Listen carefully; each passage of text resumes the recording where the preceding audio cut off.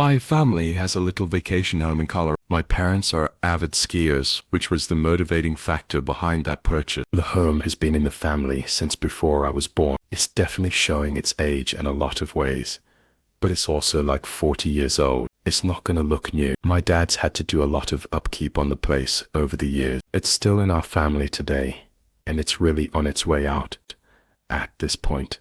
My dad talks about knocking it down and putting up a new place, but I don't really get involved in his decision. This story takes place like 15 years ago, when I was 8 and my brother was 11. We were up in Colorado during a blizzard. The snowfall was incredibly heavy, and naturally, my brother and I couldn't resist playing in it.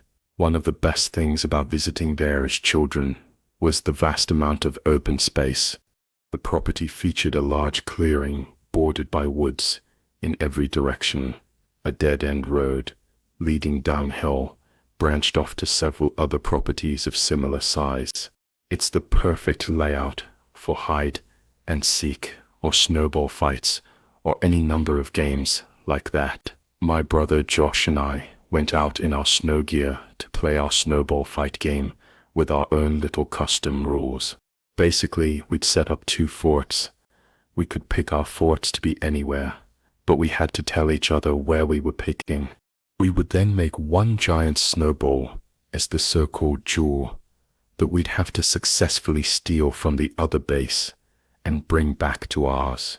Josh chose to make his base on the nearest neighboring property. There was almost never a car, like 9 times out of 10, that we'd go there, so we'd often play games on their property too, since they were never there. What we do is build little walls to emulate a fort, and then put the big snowball behind the walls, so to get to each other's base. In this, we could either cut through the woods, or take the road, up or down to get to the opposite fort. Once Josh ran down the road and disappeared, I was supposed to wait for him to blow the whistle to signal that the game began. I waited for a while, like a long while. Over 5 minutes. He had already set up his fort by then, so all he had to do was get back down there and blow the whistle. When it hit around maybe the 10-minute mark, is when I decided I probably just couldn't hear the whistle from there, so I started plotting my route. Was it better to go through the woods or down the road? I opted for the road because honestly, going through the woods during a blizzard at 8 years old was a scary thought. I started trudging through the unplowed snow on the ground as flakes of snow blew into my face with the amount of layers my mom made me put on, though I wasn't cold at all. As I approached the driveway to the neighboring property, I looked through the trees and didn't see Josh over there with all the brush and trees bare in the winter. It was quite easy to see through the woods, so I cut into the property through the trees to kind of sneak in, but Josh was literally nowhere in sight. I saw his fort, so I looked around, and when I could confirm he wasn't anywhere in sight, I approached his fort to grab the jewel before I could. Heard a woman's voice yelling out, "Excuse me, are you looking for your brother?" I turned in the direction it came from, and it was an older woman at the front door of the neighbor's house. I called back that we're playing a game. She responded, "With your brothers in here." I was very confused. I started walking towards the front steps of the house, and as I got closer, the woman's face got clearer. It's my 8-year-old mind. She looked a lot older than she probably was. As I got closer to the house, I noticed that one of the upstairs windows, there was someone looking out at me for a second. I actually thought it was Josh. It was someone with half their face covered, presumably by a black beanie, and the bottom part of their face covered under the bottom of the window. I also noticed another trail of footprints leading to the front door. They had to be Josh's. The woman was giving me a very creepy smile. I remember that feeling of my heart dropping, bowled over. If it was Josh, his footprints turned around and headed back towards the wood. I then heard heavy footsteps from inside the house. They sounded like they were upstairs coming down. I started to run. The woman screamed something at me or someone else that I didn't understand. I looked back once at the house and that face that was upstairs at the window before was no longer there. I ran off the property back on the road, running through my previous footsteps. I started to hear my dad's whistling from up the hill, the whistling he'd do to get my brother and I home at dinner time. When I made it back to our driveway, my dad and Josh were there already, having been on their way to get me. Before I could even try to explain what just happened, Josh was already telling me that there were people in the neighbor's house telling him to come inside. I said the same exact thing happened to me. So my dad went down there with some kind of weapon in his hand while we waited in the home with our mom. He came back after a long while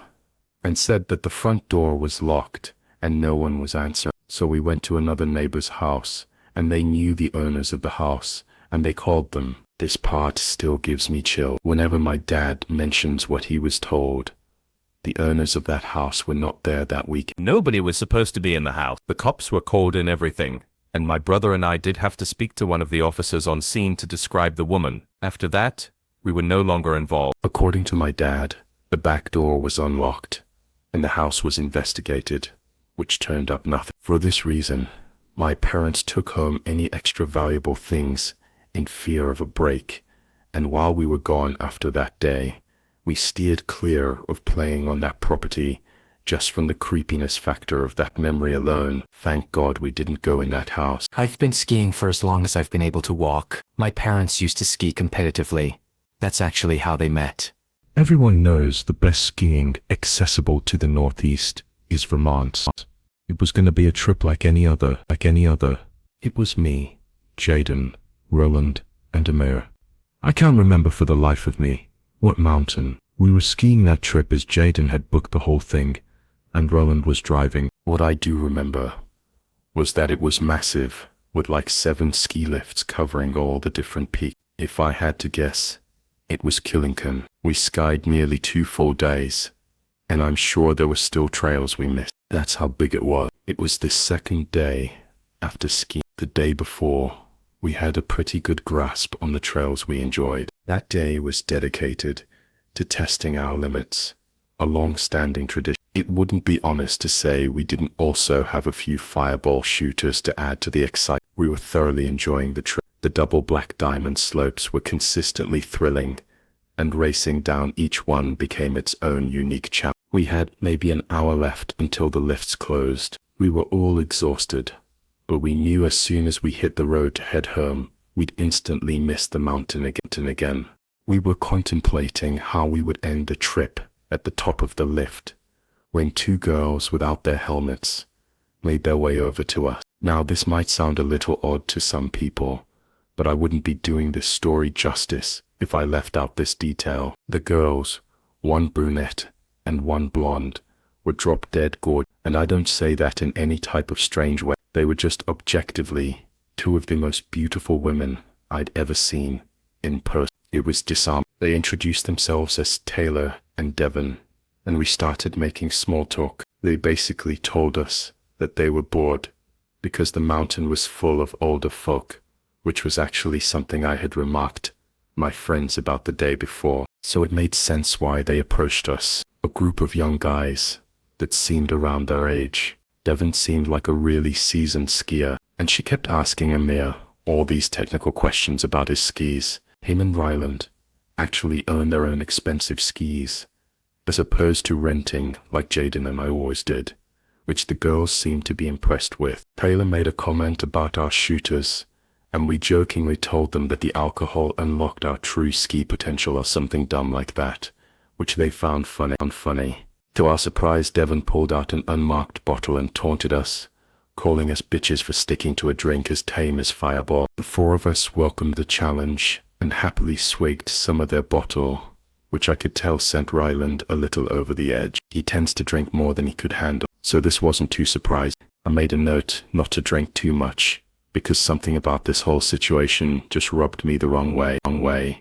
I still had trouble believing that these 2 girls would want anything to do with some dumb kids like us, especially since We were all wearing helmets and our faces weren't exactly visible. Things were going really well though. Amir was being his usual overly flirtatious self, but Taylor seemed like she was into it, so I didn't complain. I figured we were just going to spend the remainder of our time on the slope with these girls, which I didn't really mind too much. Hell, maybe they knew something we could do after the slopes closed. Just then, Devin asked us if we had skied down a trail called Devil's Forest, a name which I definitely didn't recognize. Our other friend Chase would have had the trail map memorized, as he's literally a walking GPS, but he wasn't with us. We told them we hadn't, and they explained that it was a glade trail that's a little obscure and rarely open. For those who don't know, glades are basically trails that extend in between trees, so that you're skiing through a forest. We actually enjoyed skiing glades more than anything else, so this Devil's Forest trail piqued our interest. We told them we were game and they motioned for us to follow them. We reached a choke point on our skis, and they told us to take them off, because we had to walk slightly uphill for a short while. I could tell we were in a relatively desolate part of the mountain, as the snow was perfectly fresh and there was no one around. The thought of an adventure was kind of invigorating though, so I thought nothing of it. Drunk and curious, we clipped our skis off and followed the girls up the mountain. Amaya and Ryland ran ahead, presumably to flirt some more with them, and Jaden and I hung back a little bit to give them some space. As we followed, I could tell Jaden looked a little wary, so I asked him what was on his mind. I like to think of us as the rational, level-headed ones in the group. Amir was too unpredictable and impulsive, and Ryland would follow a girl if she let him off a cliff. Jaden said that it was weird that this supposed trail would be inaccessible from a ski lift, which I agreed with. I had never had to walk uphill to reach a trail before. We agreed to just keep a keen eye on things. What could two girls do to a group of 4 big guys? Anyway, they let us into the forest, and the terrain finally started leveling out. Jaden and I caught up with the group, and it was apparent that Ryland and Amir had both made considerable progress. Ryland had his arm around Devon, who was smiling and laughing. They pointed in the same direction we had been traveling, which had all of a sudden become a downward slope. I sighed, knowing this was another instance where we could have used Chase's help. He would have known exactly where we were, and where this trail would have led. Jaden was still skeptical and asked the girls if they were sure that this was a real trail. They responded yes, and told us that it would also take us right back to the lift. Before I could say anything, Devon pulled the bottle out again and told us we had to finish it. Amir and Ryland happily took some hefty swigs, but when the bottle got around to Jaden, he said he was drunk enough. The moment he spoke, I could have sworn Devon's smile contorted into a furious scowl for a fleeting instant, yet, in the blink of an eye, her smile returned. I must have been the sole witness to this, as my friend's expressions remained unchanged. She then fixed a seductive smile on Jaden, batting her eyelashes as she sweetly posed her question. He reluctantly grabbed the bottle, if just to shut her up, and by the time it got to me, I put the bottle up to my mouth, but didn't actually drink. It's closed. I tried to come up with some excuse for why we couldn't ski this trail, saying that we wouldn't have enough time to get back up and down the mountain to where we had parked. The girls insisted that we'd have enough time, and that the lifts were connected on the bottom anyway. Then, without warning, they told us that we were wasting too much time, and took off toward the slope, telling us to follow them if we could. Amir and Ryland immediately followed, clearly hoping for a favorable outcome at the bottom. Jaden and I obviously didn't want to, but figured we had no choice but to follow. So that's what we did. I let Jaden lead the way, because after all, this was still a challenging looking slope, and skiing in the forest is no joke. I'm not sure what I was expecting, but when we made it to the bottom, I was relieved. The 4 of them were at the bottom of the slope, laughing and flirting like they had been before. Jaden and I caught up with the group, but something was wrong. There wasn't a lift in sight. We were still surrounded by forest on all sides. I sternly asked the girls where the lift was, and they told me to stop worrying and that it was close by then. They said they'd take us there in a few minutes. I relaxed a little, assuming that I was worried this whole time about nothing. As I was rubbing my eyes, I heard a distinct thump in the snow. I opened them to see Ryland, who was literally passed out on his back in the snow. The girls left, calling him a lightweight, but I could tell it was more serious than that. Before I could even react, Amir slumped over too. I started freaking out, and I rushed over to them, UNC clipping my skis. I thanked my lucky stars that they seemed to be breathing normal, but I was beyond horrified. Jaden took a step towards the girls, asking them what the hell was going on. They seemed genuinely shocked, saying they have no idea what was wrong. What was next?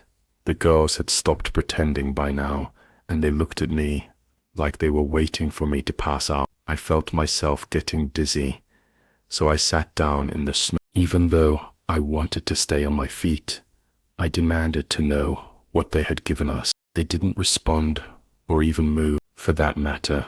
I yelled at them over and over again, but they still didn't react. I wanted to get up, but I quite literally couldn't stand. I didn't pass out though. I kept my eyes open the whole time. Eventually Taylor turned to Devon and said something along the lines of, "He must have not drank enough."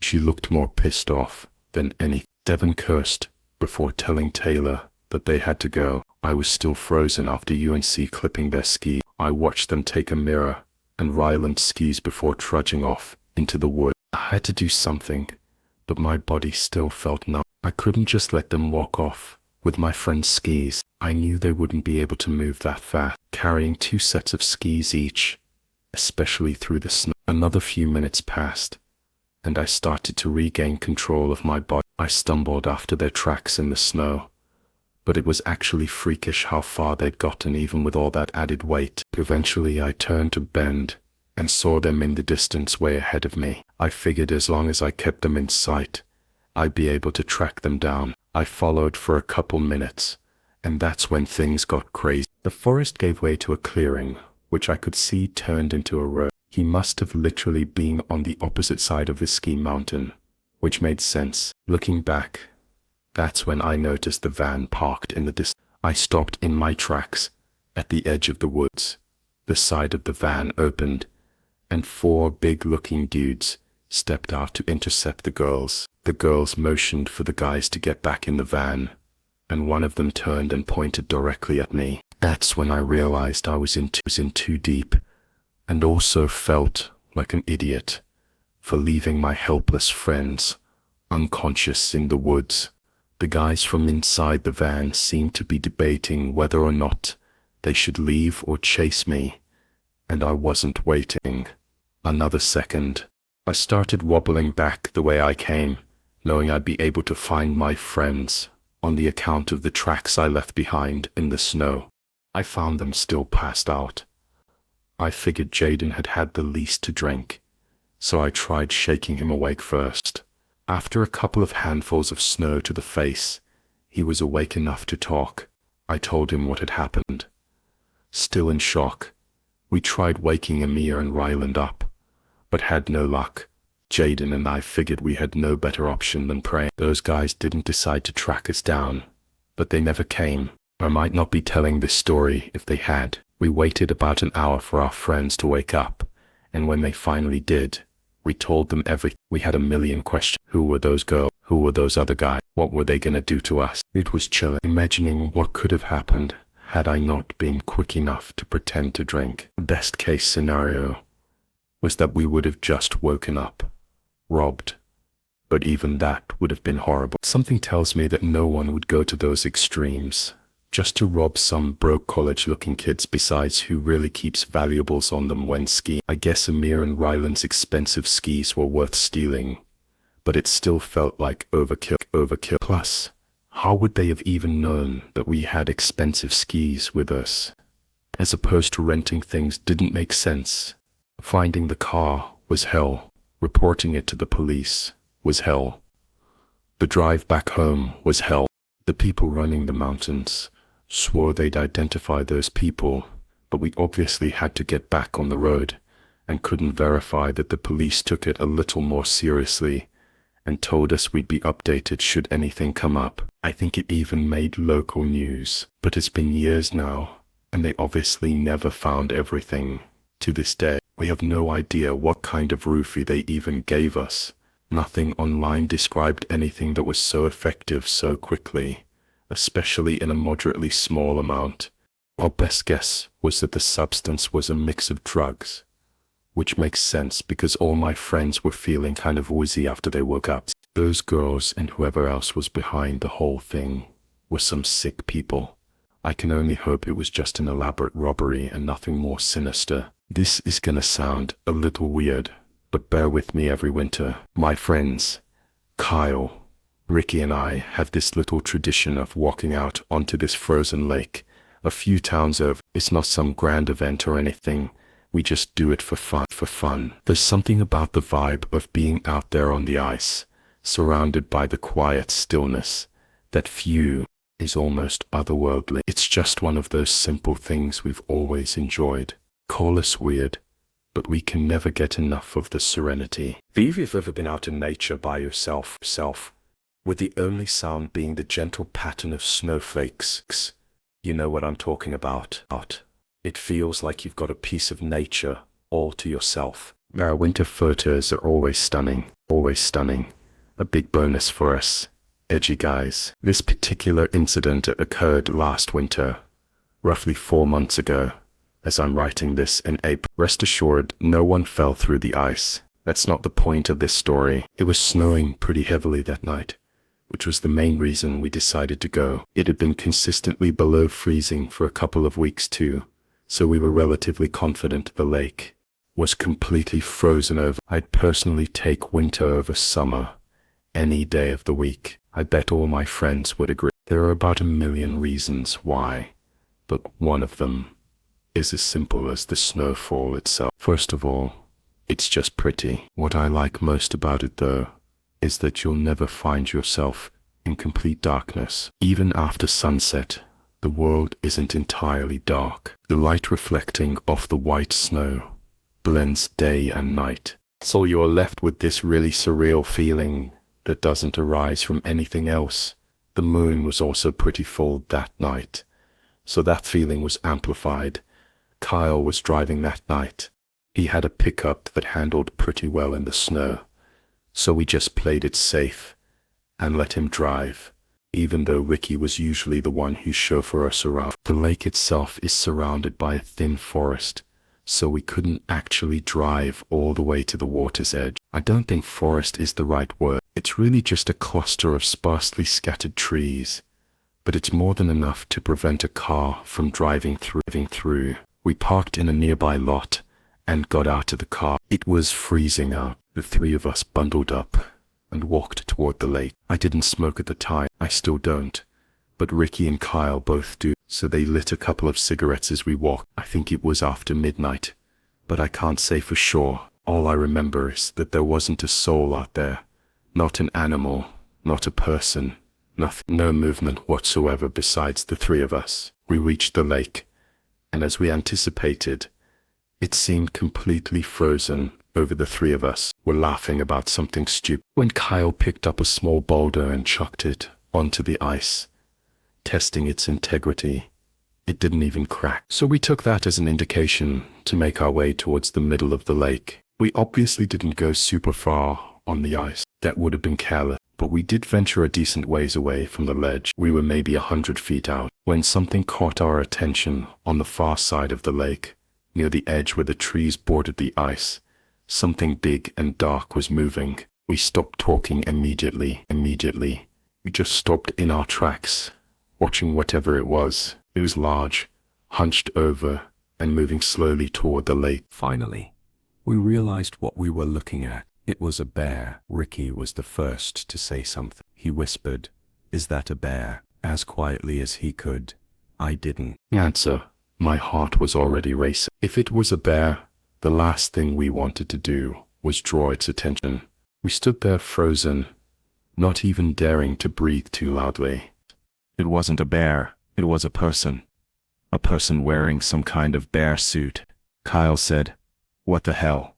in a low voice, and I was thinking the same exact thing. I know it doesn't sound scary in a generic sense, but if you had been there, You would have been terrified too. I tried to respond, but the words wouldn't come. I don't know if I was more afraid or confused, but something told me to stay quiet. The figure kept moving toward the ice, dragging something behind him. At first, it was hard to tell what it was. The snow blurred the details, but as he got closer, I realized he was holding a rope that was attached to the thing he was dragging, and a few moments later we could see it more clearly. It was a small black bag. It looked like a smaller sized garbage bag, if they even made those. Either way, it was chill. Me, stood there, unsure of what to do. My mind was screaming at me to turn around and leave, but my body felt paralyzed. I couldn't move. I don't think Ricky and Kyle were too keen on turning around and leaving either, 'cause neither one of them flinched. I probably wouldn't have left right then, even if I hadn't been so scared. I needed to know what that person was doing, and then, as if the situation couldn't get any stranger, the man unzipped and stepped out of the bear suit. Seeing him as a person did make things any better. He wasn't particularly large or intimidating, but there was something unsettling about him. We watched as he bent down, presumably to pick up a rock, but I couldn't tell from so far away. And then the sound started. He knelt down holding what looked like a rock and began repeatedly slamming it into the ice. It might have been placebo, but I swear I could feel the vibration in the ice, even from the distance he was trying to break through, most likely to dispose of whatever was in that bag. Ricky tapped my shoulder, and I turned to see him and Kyle moving back towards solid ground without a word. I followed suit, and the three of us tried to move quickly without making too much noise. Every step felt deafening in the quiet, even though I knew there was no way that guy could hear the crunch of snow from that far away. We barely made it a few yards when a voice yelled out, "Hey," from behind us. I didn't even look back. I just started running, praying that guy didn't have a gun. The cold didn't help. I found myself starting to get winded after not even a minute of running. I don't know if he followed. I don't think he did. But in that moment, we were in full-on panic mode. We reached the edge of the lake, and at that point, I was gasping for breath. After a very short break, we made our way back to the car, silently, and Kyle drove off immediately. None of us had any idea what we had just seen.